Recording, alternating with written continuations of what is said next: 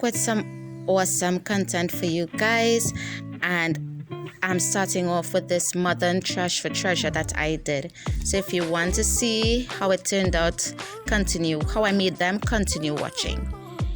I started off the face DIY with this candlestick as well as a candle holder that I had in my stash.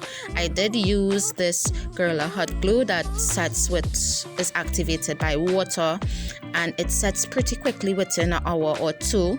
And I did do two sizes. I just added some glue to the candlestick and then placed the candle holder to the top. And I put it to the side and let it dry.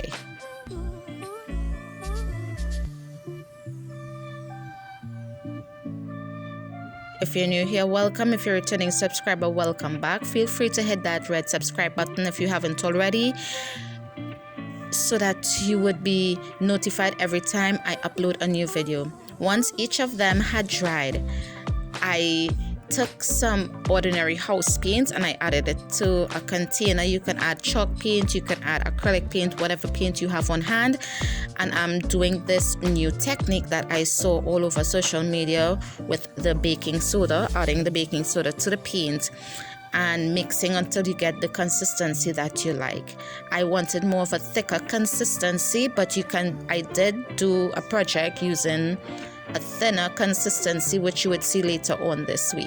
So I just continue stirring and adding baking soda as I wanted until I got the consistency that I liked. It's more of a toothpaste consistency that I stopped at.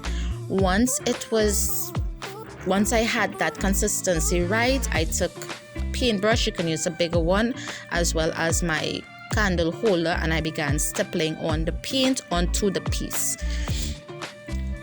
You can use colored paint if you choose to, but I prefer to use a plain white because I can either leave it as is or I can paint it to any color if I decide to sell this to the likeness or the style of whoever buys it.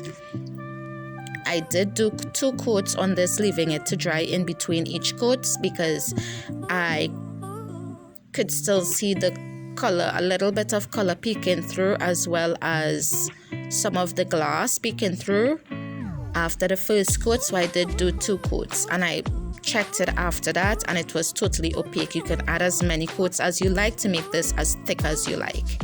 So I did this all the way up to the top for both pieces.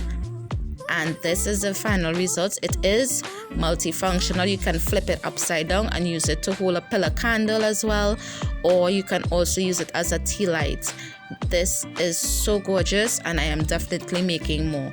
So for the next project, I'm reusing this hot cocoa containers that I normally buy for my daughter. I just love the shape of them, so I'm just deciding how I'm gonna place the lids onto the bottom so that I can elevate this a little more. I decided to make vases out of them because of the shape of them, and I just did the same exact steps as I did in the first. I added the Gorilla glue as well as the paint technique or the paint concoction as you saw earlier on, and I did 2 coats of this as well.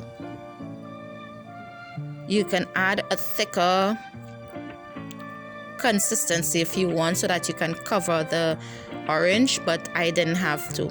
Once it was completely dried, I'm taking some painter's tape and I'm marking off where I wanted to paint, and then I'm taking the Folk Art brush metal in brush gold, which I absolutely love. It's an amazing, gorgeous kind of a vintagey gold, and I just began painting the bottom piece of this vase.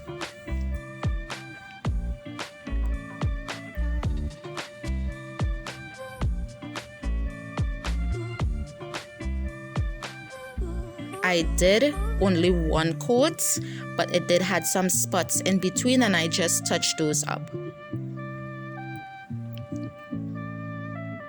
You can also paint the bottom of this piece, but if no one is going to be seeing it, it doesn't make any sense. If I'm going to sell this, I'm going to definitely paint to the bottom of it so that you don't see that bright orange.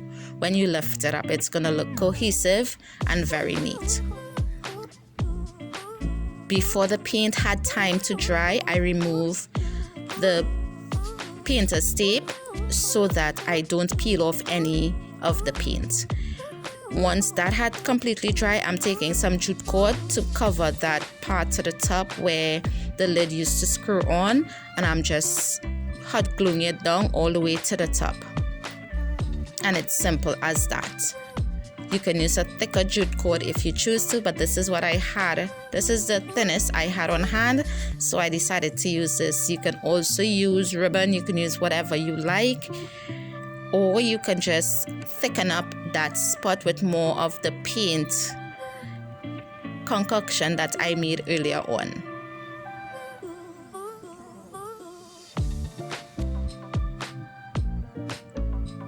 Once the top rim was fully covered, I just added some floral foam and some greenery, and I absolutely love it. I definitely will be making more of these and regifting to my family because they love these kind of modern vintagey looking items. And thank you guys so much for watching, and I love hearing from you, so leave a comment down below and I'll see you in the next one. Bye guys.